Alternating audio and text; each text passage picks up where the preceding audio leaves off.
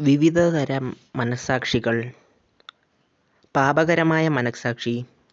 താൻ ചെയ്യുന്നത് തെറ്റാണെന്നറിഞ്ഞിട്ടും അതു ചെയ്യുന്നവൻ്റെ മനസ്സാക്ഷി പാപകരമാണെന്ന് മനസ്സാക്ഷിയാണ്. ചഞ്ചല മനസ്സാക്ഷി.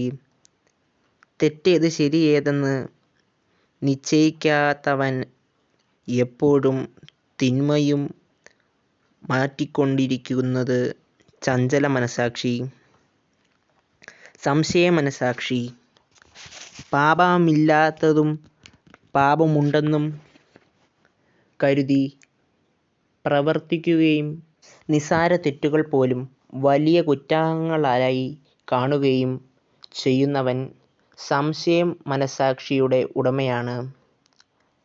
ലാഘവ മനസ്സാക്ഷി. വലിയ തെറ്റുകൾ നിസ്സാരമായി കാണുകയും ചെറിയ തെറ്റുകളല്ലെന്ന് കരുതുകയും ചെയ്യുന്ന മനസ്സാക്ഷിയാണ് ലാഘവ മനസ്സാക്ഷി.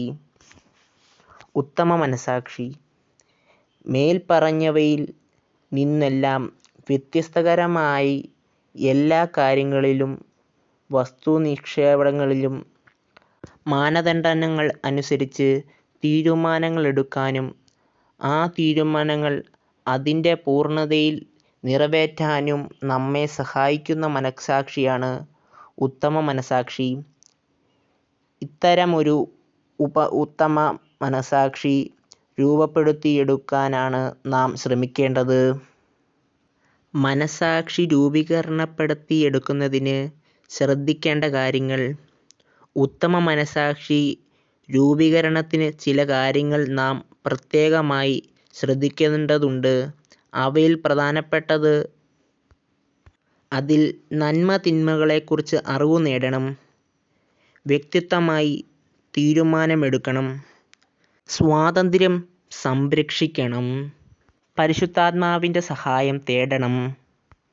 ക്രിസ്തീയ മനസ്സാക്ഷി രൂപീകരണത്തിന് മാർഗദർശനമായ ഘടകങ്ങൾ.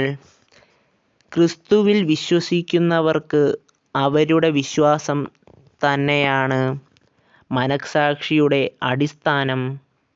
താൻ വിശ്വസിക്കുന്ന തത്ത്വങ്ങൾ അനുസരിച്ചാണ് ഒരു ക്രൈസ്തവൻ തൻ്റെ ധാർമ്മിക ജീവിതം നയിക്കേണ്ടത്.